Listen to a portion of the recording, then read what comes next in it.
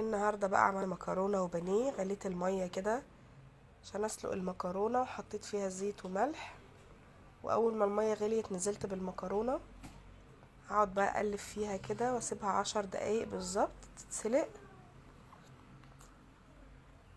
البانيه تبلته ببصل وليمون وخل وملح وفلفل ورق لورا. وهنا البيضه ضربتها بشويه ميه وملح وفلفل اسود. دي بقى احلى طريقه تعملي بيها البانيه. البانيه كريسبي والقطعه ما شاء الله كبيره. اول حاجه بنحط البانيه في البيض المخفوق بالميه، وبعد كده في الدقيق، وبعد كده برجع تاني بالبانيه في البيض، وبعد كده على الفيجيتار.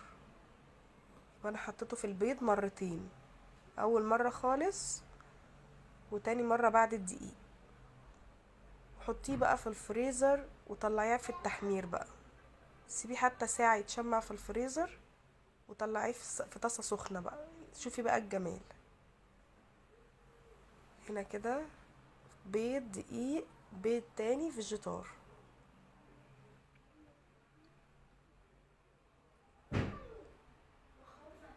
بالشكل ده.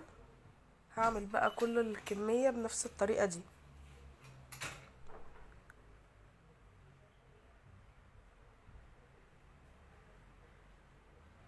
الطريقة دي فايدتها ان هي بتخلي القطعة بتاعت البانيه كده ايه، ماسكة نفسها، وما بيشربش زيت كتير. كمان لما بتحطي فيه دقيق ما بيشربش زيت كتير. ومش هنرمي طبعا باقي التتبيلة بتاعت البانيه والبيض والفيجيتار. هنعمل بيهم احلى عجة سبايسي، هتشوفوها عاملة ازاي برضو. دي احلى طريقة للبانيه، بتخلي البانيه كريسبي ومش شارب زيت، والقطعة كده ايه، تحس ان هي قطعتين.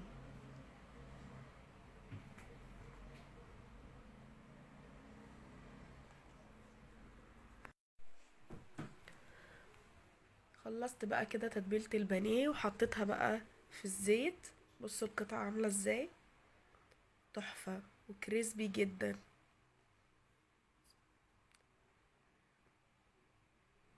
بصوا الجمال.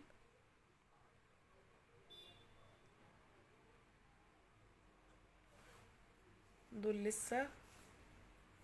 هسبك بقى للمكرونة. جبت فصين توم كده بشرتهم وحطيت عليهم شوية زيت، وضربت هنا شفشق طماطم عليه ملح وفلفل وكمون، وهسيبها بقى تتسبك.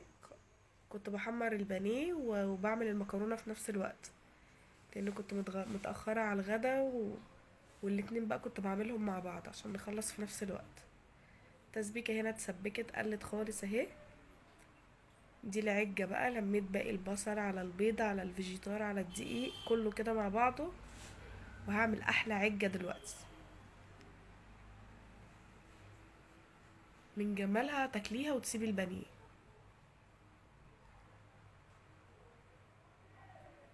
هنا التسبيكة اتسبكت، هنزل بقى بالمكرونة. نزلت بالمكرونة وهقعد بقى اقلب فيها بقى، هي لسه هتحمر دلوقتي. عملت بقى احلى سرفيس بانيه واحلى سرفيس مكرونة. بص المكرونة بوحدتها ازاي، ولا متقطعة ولا متكسرة. وهنا العجة، احلى واسرع غدا ممكن تعملوه.